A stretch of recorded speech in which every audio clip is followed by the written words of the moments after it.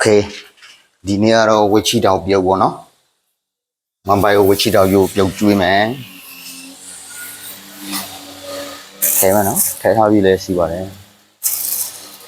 ဒီဝရုပ်ချီတောင်ပြုတ်အိုးအိုးအိုးအိုး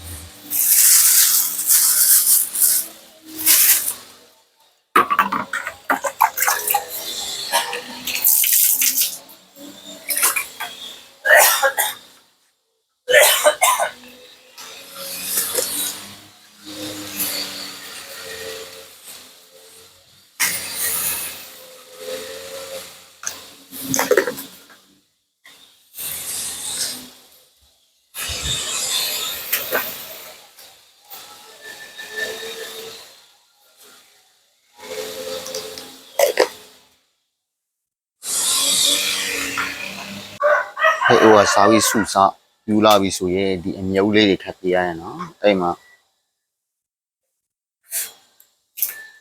ဒီအမြုပ်လေးတွေကိုအဲ့လိုအမြုပ်လေးခတ်ပြရနော်